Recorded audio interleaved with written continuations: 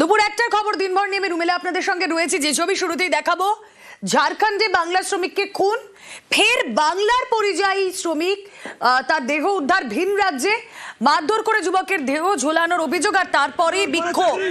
বাংলা বলায় পরিযায়ীকে খুনের অভিযোগ পরিবারের। মৃত যুবক মুর্শিদাবাদের বেলডাঙ্গার বাসিন্দা, তারপরই রাস্তা অবরোধ, টায়ার জ্বালিয়ে বিক্ষোভ। যে ছবি আপনারা দেখছেন, বেলডাঙ্গায় ব্যাপক বিক্ষোভ অবরোধ চলছে। দেহ নিয়ে মুর্শিদাবাদের জাতীয় সড়ক অবরোধ, 12 নম্বর জাতীয় সড়ক, অত্যন্ত গুরুত্বপূর্ণ জাতীয় সড়ক, সেখানে রাস্তা অবরোধ চলছে।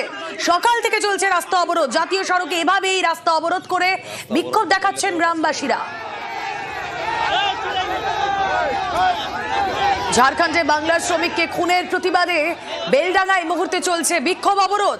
পরিস্থিতি জানবো, প্রতিনিধি প্রণব রয়েছেন সঙ্গে। প্রণব, দেখো, এখনো পর্যন্ত অবরোধ চলছে। 12 নম্বর জাতীয় সড়ক বেলডাঙ্গা সুজাপুরের কাছে রীতিমতন ভাবে তোমার অবরুদ্ধ হয়ে পড়েছে। একাধিক যানজটের, তীব্র যানজটের সৃষ্টি হয়েছে এবং বিশাল পুলিশ বাহিনী ঘটনাস্থলে রয়েছে। প্রসঙ্গত তোমাদের বেলডাঙ্গার যে আলাই শেখ নামে এক পরিযায়ী শ্রমিক, সে তোমার ঝাড়খণ্ডে কাজ করতো, ফেরির কাজ করতো। তারপরে কিন্তু গতকালকে রাত্রিবেলাতে তার ঘর থেকে ঝুলন্ত দেহ উদ্ধার হয়। পরিবারের অভিযোগ, তাকে বাংলাদেশি হিসাবে চিহ্নিত করে তাকে খুন করা হয়েছে এবং এই দেহ আজকে সকালবেলাতে এসে পৌঁছাতেই কিন্তু ক্ষোভে ফেটে পড়েন এলাকার মানুষজন। তারপরে কিন্তু দেহ রেখে তারপর বিক্ষোভ চলে। বিশাল পুলিশ বাহিনী রয়েছে এবং একাধিক ট্রেনপথ তোমার অবরুদ্ধ করে রেখেছে। বেলডাঙ্গাতে ভাবনার কাছে যেরকম তোমার লালগোলা শিয়ালদা প্যাসেঞ্জার ট্রেন আটকে রয়েছে, এদিকে রেজিনগরে এবং পলাশিতেও কিন্তু একাধিক ট্রেন আটকে রয়েছে এবং এলাকায় যথেষ্ট পরিমাণে উত্তেজনা রয়েছে। বিশাল পুলিশ বাহিনী ঘটনাস্থলে রয়েছে এবং কংগ্রেস নেতা প্রাক্তন সাংসদ অজিত চৌধুরী কিন্তু শান্তিপূর্ণ ভাবে যাতে আন্দোলন করা যায় তারও আহ্বান জানিয়েছেন। এক কথাই তোমার এখনো পর্যন্ত উত্তপ্ত হয়ে রয়েছে বেলডাঙ্গার সুজাপুর এলাকায় এবং 12 নম্বর জাতীয় সড়কে প্রায় ঘন্টা 5 ধরে কিন্তু এই অবরোধ চলছে এবং অবরোধকারীদের সঙ্গে পুলিশের আধিকারিকরা কথা বলে যাতে অবরোধ তুলে নেওয়া হয় তার কিন্তু চেষ্টা চালাচ্ছেন। তুমি আমাদের সঙ্গে থাকো, ছবিগুলো দেখাই আমাদের দর্শকদের। ঘন্টা 5 সময় অতিক্রান্ত, সকাল থেকে, সাত সকাল থেকেই এভাবেই অবরোধ বিক্ষোভ চলছে। যে ছবি আপনাদেরকে দেখাচ্ছি, পুলিশ এসে তাদেরকে বোঝানোর চেষ্টা করেছেন, প্রতিবাদীদের, গ্রামবাসীদের, কিন্তু তারা তাদের অবস্থানে অনড়। ভিন রাজ্যে পরিযায়ী খুনের অভিযোগে এই বিক্ষোভ তারা দেখাচ্ছেন। ঝাড়খণ্ডে বাংলার পরিযায়ী শ্রমিক খুন এবং সেইখানে প্রতিবাদ দেখাচ্ছেন সেখানকার বাসিন্দারা, বেলডাঙ্গার বাসিন্দারা। মৃত শ্রমিকের নাম আলাই শেখ, বেলডাঙ্গা সুজাপুর কুমারপুর গ্রাম পঞ্চায়েত এলাকার বাসিন্দা ছিলেন তিনি। আলাই শেখের বাড়িতে পৌঁছে যান অধীর রঞ্জন চৌধুরী, সেই ছবি আপনাকে দেখাবো। পরিবারের সঙ্গে কথা বলেন, পরিবারের অভিযোগ শোনেন। জায়গাটার নাম বললেন পালামো, বিশ্রামপুর।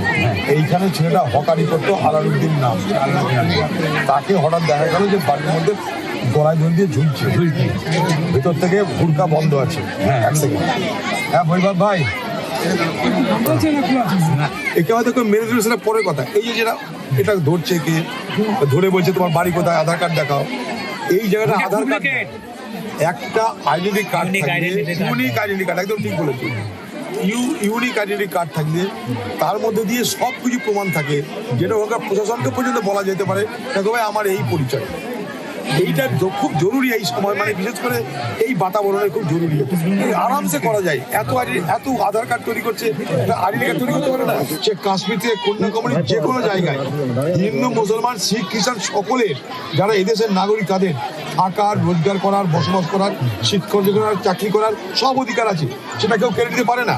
কেউ পালিয়ে আসবেন ওখান থেকে, পালিয়ে আসার যে অবস্থা হয়েছে কোথায় কোথায় আমাকে জানান, আমি সেখানে যেতে চাই, যাতে কাউকে পালিয়ে আসতে না হয়। আমি তার জন্য ওখানে গিয়ে লড়াই করতে চাই। মাথার ঘাম পায়ে ফেলে রোজগার করছে, কারণ বাড়িতে চুরি ডাকাতি তো করছে না, তা পালিয়ে আসবে না কেন? দেহ গ্রামে ফেরার পর থেকেই এই অবস্থা।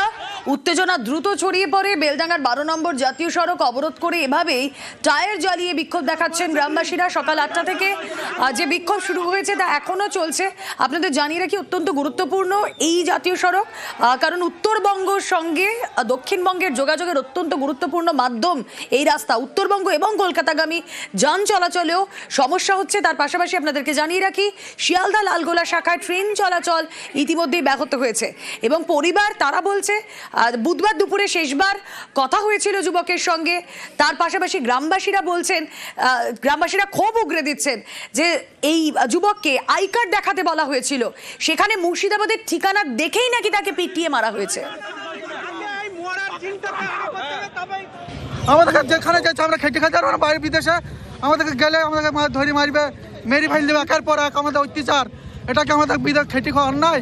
হ্যাঁ, আমাদের দেশে কত বিহারি, কত উড়িষ্যা, কত বিদেশি খেটে খাচ্ছে, আমরা কার গায়ে হাত দিচ্ছি, কার গায়ে অন্যায় করছি? আমরা তো ভারতের মানুষ, ভারতের মধ্যেই কাজ করি, ঝাড়খণ্ড, বিহার, ইউপি, উড়িষ্যা সব জায়গায় যাচ্ছি। আমরা ধরেন পরিযায়ী শ্রমিক, তাহলে বিদেশে যেয়ে আমাদের বাইরে যেয়ে আধার কার্ড দেখতে যেয়ে মাগছে, তাহলে আমরা কি করে খাবো? তাহলে আমাদের পশ্চিমবঙ্গ সরকারকে আমাদেরকে কাজ দিতে হবে, আর না হলে পরে আমাদেরকে মরতে হবে বাইরে গেলে। যদি ভিন রাজ্যে গিয়ে তাদেরকে এভাবে আক্রান্ত হতে হয়, তাহলে কিভাবে তারা তাদের দিন গুজরান করবেন? এই আতঙ্ক, এই প্রশ্ন তারা করছেন। পরিযায়ীর মৃত্যুতে বেলডাঙ্গায় উত্তেজনা, আইন শৃঙ্খলা পরিস্থিতি নিয়ে এদিকে সরব বিজেপি, আইন শৃঙ্খলা নিয়ে সরব শুভেন্দু অধিকারী, সুকান্ত মজুমদার।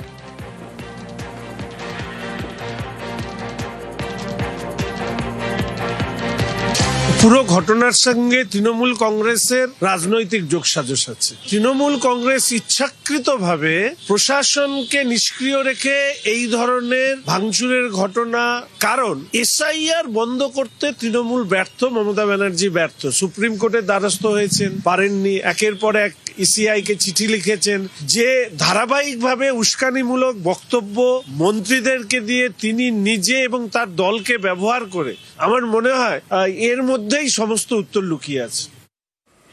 কথা বলবো তৃণমূল নেতা আমাদের সঙ্গে রয়েছেন অরূপ চক্রবর্তী। অরূপ দা, স্বাগত জানাবো নিউজ 18 বাংলায়। রুমেলা কথা বলছি আপনার সঙ্গে।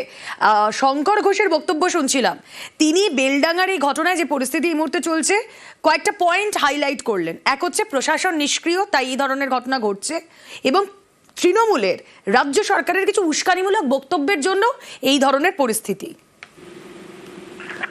শঙ্কর ঘোষ একসময় আগুন খেকো বাম, হাতে চেকগুলো ট্যাটুটা থাকতে এখন পাঞ্জাবি পড়তে হয় ফুল হাতা। এই শঙ্কর ঘোষ আমাদের স্বপ্ন দেখাতো দুনিয়ার মজদুর এক হও, মানে আমেরিকার মজদুর, ইউরোপের মজদুর, ভারতের মজদুর এক হবে। আর পশ্চিমবাংলার পরিযায়ী মজদুর ঝাড়খণ্ডে কাজ করতে গেলে বিজেপি শাসিত নেতারা হুমকি দেবে পিটিয়ে মেরে ফেলার জন্য। পশ্চিমবঙ্গের মজদুর মহারাষ্ট্রে কাজ করতে গেলে পিটিয়ে মেরে ফেলার নিদান দেবে। উড়িষ্যায় কাজ করতে গেলে বস্তি জ্বালিয়ে দেওয়া হবে, আর নইলে বাংলাদেশে পাঠিয়ে দেওয়া হবে। অপরাধ কি? বাংলা ভাষায় কথা বলে বাঙালি। ঝাড়খণ্ডে মুর্শিদাবাদের যে শ্রমিকের আজকে মৃতদেহ পাওয়া গেছে, পিটিয়ে তাকে ঝুলিয়ে দেওয়া হয়েছে। হ্যাঁ, মানুষের ক্ষোভ আছে, কিন্তু সেই ক্ষোভের বহিঃপ্রকাশ কখনো সরকারি সম্পত্তি ভাঙচুর বা জ্বালিয়ে হতে পারে না, এটা মানুষকেও বুঝতে হবে। কিন্তু মানুষ যখন ওই রকম প্রবল স্বজন বিয়োগের ব্যথার মধ্যে থাকে, মানুষের বুদ্ধিশুদ্ধি, উপস্থিত বুদ্ধি কাজ নাই করতে পারে। শঙ্কর ঘোষ তো এতদিন স্লোগান দিয়েছে দুনিয়ার মজদুর এক হবে, ওই শঙ্কর ঘোষ বলতে পারছে না বাংলা ভাষায় কথা বলা মজদুর আর হিন্দি ভাষায় কথা বলা মজদুর তারা প্রত্যেকে আমার আপন ভাই, বলতে পারছে না কেন? বাংলা ভাষায় কথা বললে বাংলাদেশি বলতে হচ্ছে কেন? কারণ ভোট ব্যাংকের তাবেদারি করার জন্য, বিজেপির দালালি করার জন্য শুধুমাত্র নিজে এমএলএ থাকতে হবে, কাউকে বড় পদ পেতে হবে, তার জন্য নিজেদের জাতিসত্তার অস্তিত্ব বিসর্জন করে দিত, নিজের বিন্দুমাত্র বিরক্তি হয় না। আমার করুণা হয় শঙ্কর ঘোষদের দেখলে। একটা সময় শ্রমিক শ্রেণীর নেতৃত্বে বিপ্লবের স্বপ্ন দেখাতো, এখন নরেন্দ্র মোদীর নেতৃত্বে বাঙালি পেটানোর খেলায় লড়াইতে নেমেছে। বাংলা বিরোধী জমিদারদের যতই করুক হামলা, আবার জিতবে বাংলা, মুখে ঝামা ঘষে দেবে বাংলার মানুষ 2026। অনেক ধন্যবাদ আপনাকে।